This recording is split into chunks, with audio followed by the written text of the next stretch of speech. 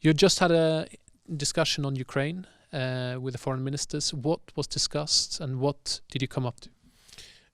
We plan to discuss progress of reforms and also issues related with the association agreement, how we should speed up this ratification process, but we definitely also touched the security situation because of events, and a few days ago these events, according to my judgment, they were frankly at the level of 2014, very intensive.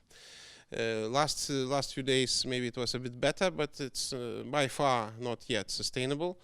And situation is highly unpredictable, so we were discussing these issues, and there were reports on behalf of OSCE, also on behalf of Normandy Group, France and Germany engaged, and all colleagues, frankly, they expressed more or less the same views as it was really predicted. We have to stand really united, and our policy is unchanged. All these comments indicate, in my view, well, we will continue with the same policy.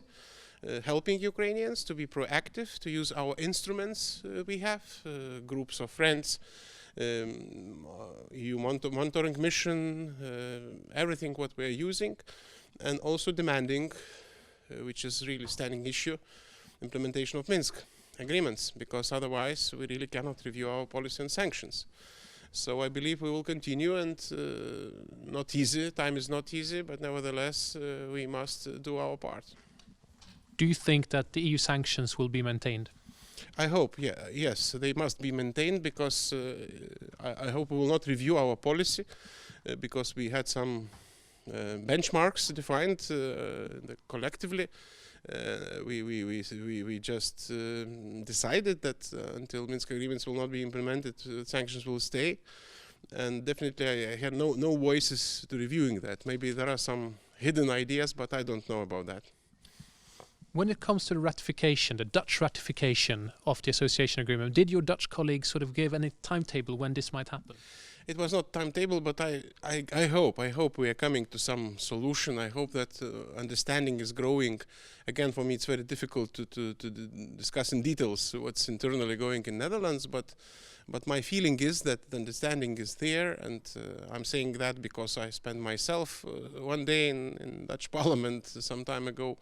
I also met with the representatives of political parties and factions, and I believe the understanding is growing. So how soon it will come, I don't know, but I hope it will be positive outcome. Otherwise, we really will be very unhelpful in so to say proving the credibility of our court, because in this process important not just deliverables from Ukrainian side, which is definitely needless to say how it is important, but we also should be credible in our policy and consistency.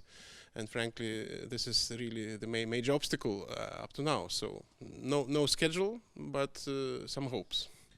Was there any talk in the room about the stance of United States when it comes to Ukraine and Russia, and especially on sanctions?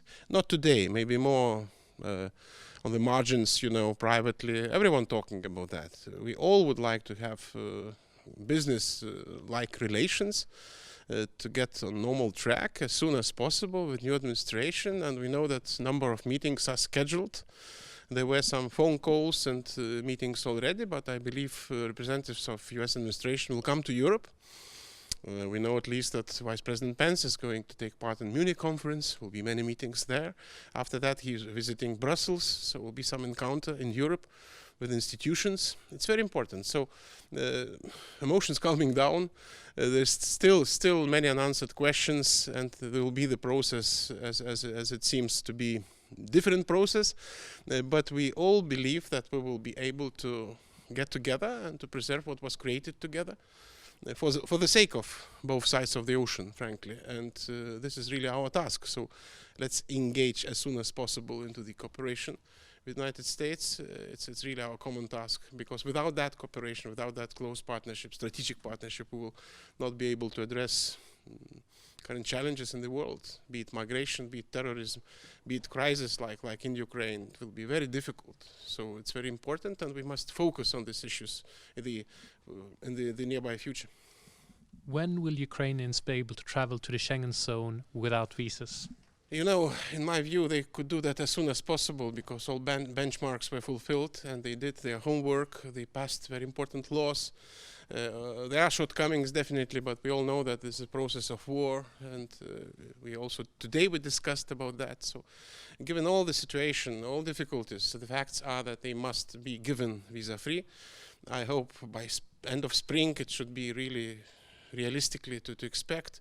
Again, difficult to put any concrete schedule, but I hope that we will stick to our commitments as it was reflected today during our discussion. I believe much depends also on the presidency.